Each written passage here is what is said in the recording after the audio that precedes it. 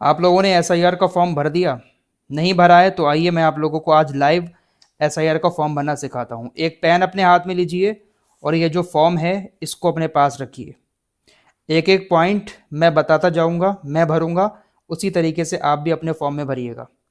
इस टॉपिक पर already 2 video पहले बना चुका हूँ। बहुत आसान तरीका मैंने बताया था, लेकिन फिर भी काफ़ी सारे लोगों को समझ में नहीं आ रहा है कि कैसे फॉर्म भरना है।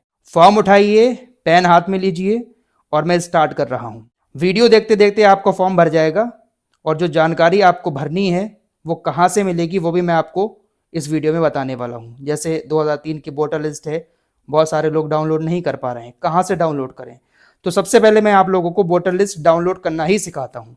आप किसी भी राज्य में हैं जहाँ पर एसआईआर चल रहा है, आपको अपने विधानसभा की वोटर लिस्ट 2003 की अभी कैसे मिलेगी वो मैं आपको पहले दिखाता हूँ। एसआईआर के फॉर्म को भरने के लिए सबसे पहले 2003 की वोटर लिस्ट की ही ज़रूरत पड़ने वाली है, क्योंकि जो भी डिटेल हमें इसमें डालनी है वो वोटर लिस्ट के बिना नहीं पड़ेगी। अगर हमारा वोट 2003 में है तो हमें अपनी डिटेल डालनी होगी, नहीं है तो माँ बाप की या दादा दादी की डिटेल डालनी होगी। तो सबसे पहले हमें अपनी वोटर लिस्ट ही डाउनलोड करनी है। बीएलओ के पास होगी नहीं होगी वो बात की बातें हैं, आप अपने मोबाइल में खुद डाउनलोड करके और सारी डिटेल भर लें। एक लिंक मैं डिस्क्रिप्शन में डाल रहा हूं, उस लिंक को आप क्लिक करेंगे। लिंक पर क्लिक करेंगे तो कुछ इस तरह का पेज खुलेगा। सबसे पहले आपको यहाँ पर अपना स्टेट सिलेक्ट करना है। आप उत्तर प्रदेश में रहते हैं, मध्य प्रदेश में, केरल में, जिस भी स्टेट में रहते हैं आपको अपना स्टेट सिलेक्ट करना है। जैसे मैं उत्तर प्रदेश में रहता हूँ तो उत्तर प्रदेश यहाँ पर सिलेक्ट करूँगा। उसके बाद अपना ज़िला सिलेक्ट करूँगा मैं, तो मैं पीलीभीत में रहता हूँ तो पीलीभीत यहाँ पर सिलेक्ट करूँगा। उसके बाद मुझे अपनी विधानसभा सिलेक्ट करनी है, तो पीलीभीत मेरी विधानसभा है वो मैंने यहाँ पर सिलेक्ट की। उसके बाद मुझे अपना पोलिंग स्टेशन, यानी जिस जगह पर 2003 में वोट डाले गए थे वो पोलिंग स्टेशन मैं अपना यहाँ पर सिलेक्ट करूँगा। तो आप भी ऐसे ही अपना पोलिंग स्टेशन सिलेक्ट करके, कोई भी हो सकता है, उसको सिलेक्ट करेंगे, वेरीफाई करेंगे तो आपके सामने 2003 की कुछ इस तरीके से वोटर लिस्ट खुल के आ जाएगी। तो इस तरह का एसआईआर का फॉर्म आपके सामने है, आपके हाथ में पेन है और आपने अभी जो वोटर लिस्ट डाउनलोड की थी अपने एरिया की 2003 की वोटर लिस्ट, वो भी आपके सामने रखी हुई है। तो यहाँ पर आपका पुराना फोटो होगा, आपका नया फोटो आपको सबसे पहले यहाँ पर चिपकाना है। आपका नाम और आपकी जो डिटेल है, पता वगैरह, वो सब ऊपर यहाँ कॉलम में लिखा होगा। ये फॉर्म किसी और का है, लेकिन मैं आपको समझाने के लिए अपना फॉर्म भर के दिखाता हूँ। सबसे पहले कॉलम में आपको अपनी जन्म तिथि लिखनी है, डेट ऑफ बर्थ। पेन उठाइए और फॉर्म भरना शुरू करिए मेरे साथ साथ। ये जन्म तिथि लिख दी। उसके बाद अपना आधार नंबर थोड़ा इस साइड से लिखें ताकि पढ़ने में अच्छा लगे। अगर आपने जन्म तिथि इस साइड में लिखी है तो अपना आधार नंबर इस साइड में लिखें।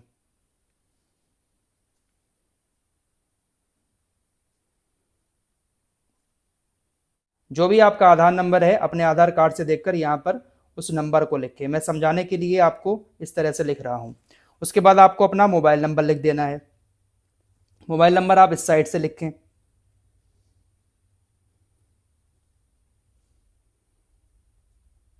इस तरह से अब पढ़ने में अच्छा आ रहा है ना। एक साइड आपकी डेट ऑफ बर्थ, इधर आपका आधार नंबर, इधर आपका मोबाइल नंबर। अब आप अपने पिताजी का नाम लिखें। जैसे मैं अपने फादर का नाम लिख रहा हूं।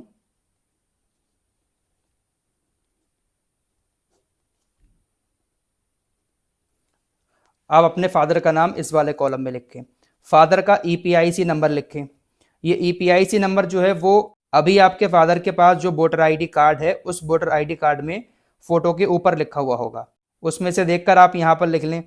और अगर नहीं है तो आपके फादर को जो फॉर्म मिला होगा अभी इस तरह का एसआईआर का, तो उसके यहाँ पर कॉर्नर में ईपीआईसी नंबर लिखा हुआ होगा, उस ईपीआईसी नंबर को लिख दें। और अगर ईपीआईसी नंबर नहीं है तो आप उसको ना लिखें, क्योंकि कॉलम में साफ साफ लिखा है ईपीआईसी संख्या यदि उपलब्ध हो तभी लिखें। तो जो भी हो वो आप इस तरह से यहां पर लिख दें। ठीक है। उसके बाद आप अपनी माता का नाम लिखें। जैसे मैं अपनी माता का नाम लिख रहा हूं, आप भी इसी तरह से नाम लिखें। अब माता का ईपीआईसी नंबर ये भी आपको माता जी के फॉर्म में यहाँ कॉर्नर पर मिल जाएगा, या फिर उनका जो वोटर आईडी कार्ड है उसमें लिखा हुआ होगा। तो जो भी लिखा हुआ है 2025 की बात कर रहा हूं, अभी का जो हालिया ईपीआईसी नंबर है वो आपको लिखना है, 2003 का यहां पर नहीं लिखना है। ठीक है। उसके बाद आपको अपने पति या पत्नी का नाम लिखना है। जैसे मैं भर रहा हूं तो मेरी अगर शादी हो गई है तो मैं अपनी यहां पर पत्नी का नाम लिखूंगा, पत्नी का नाम। और अगर आप शादीशुदा महिला हैं तो आपको यहां पर अपने पति का नाम लिखना होगा। और ये नाम आधार कार्ड, अभी का जो आधार कार्ड है, जो सही नाम है वही वाला आप यहां पर लिखेंगे, 2003 की डिटेल नहीं लिखेंगे। वही यहां पर पत्नी या पति का ईपीआईसी नंबर लिखा जाएगा। तो इस तरीके से ये कॉलम भरा जाएगा। आपकी अगर शादी नहीं हुई है तो आप इस कॉलम को, इन दोनों कॉलम को छोड़ सकते हैं। तो ये डिटेल हो गई 2025 की। अब हमें 2003 की डिटेल भरनी है। तो मैं अपना फॉर्म भर रहा हूं, मैं अपनी ही डिटेल यहां पर भरूंगा। मेरा बोर्ड 2003 में नहीं है, तो 2003 में जब मेरा बोर्ड नहीं है तो मैं इस कॉलम को भरूंगा। अगर मेरा बोर्ड 2003 में होता तो मुझे ये वाला कॉलम भरना था। तो मेरा बोर्ड 2003 में नहीं है, इसलिए मैं इस कॉलम में अपने पापा की डिटेल भरूंगा। तो सबसे पहले मैं अपने पापा का नाम लिखूंगा। पापा का नाम मुझे अपनी इस वोटर लिस्ट से देखना है। 2003 की ये जो वोटर लिस्ट है, इस वोटर लिस्ट में मेरे पापा का नाम जो भी होगा 2003 में, वो नाम मुझे यहां पर लिखना है। तो पापा का नाम पहले की 2003 की लिस्ट में थोड़ा सा गलत है, तो मैं वही गलत नाम लिखूंगा। अगर सही है तो सही लिख देंगे आप। जो भी 2003 की लिस्ट में नाम है वही नाम लिखा जाएगा। तो यहां पर मैं पापा का नाम लिख रहा हूं। उसके बाद पापा का ईपीआईसी नंबर लिखूंगा। ये ईपीआईसी नंबर 2003 में जो था वही लिखा जाएगा। वोटर लिस्ट आपने जो डाउनलोड की है उसके लास्ट में यहां पर फोटो पहचान पत्र संख्या, ये होता है ईपीआईसी नंबर। 2003 का जो होगा वो आपको लिखना है।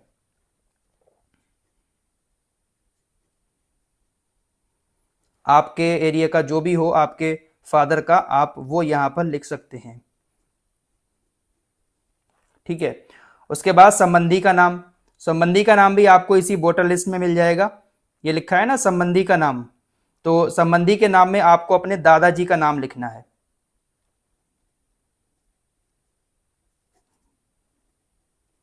ठीक है। अब संबंध क्या हुआ दादाजी का और पापा का? दादाजी हमारे पापा के पिताजी हुए, तो यहां पर पिता लिखा जाएगा। जैसा लिख रहा हूं वैसा ही लिखना, पिता। जिला आपका जो भी हो, जैसे मेरा पीलीभीत है तो मैं पीलीभीत लिखूंगा। राज्य का नाम उत्तर प्रदेश, आपके राज्य का जो नाम है आप वो लिखें। विधानसभा मेरी पीलीभीत है तो मैं पीलीभीत लिखूंगा। आपकी जो विधानसभा हो आप अपनी विधानसभा का नाम लिखें। अब इस कॉलम में नीचे दिया है विधानसभा निर्वाचन क्षेत्र की संख्या।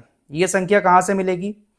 ये जो वोटर लिस्ट आपने डाउनलोड की है, इस वोटर लिस्ट को डाउनलोड करने के बाद जो पहला पेज आएगा पीडीएफ में, पहले पेज पर यहां कॉर्नर पर लिखा है विधानसभा क्षेत्र की संख्या। जैसे मेरा 41 है तो मैं अपना यहां पर 41 लिख दूंगा।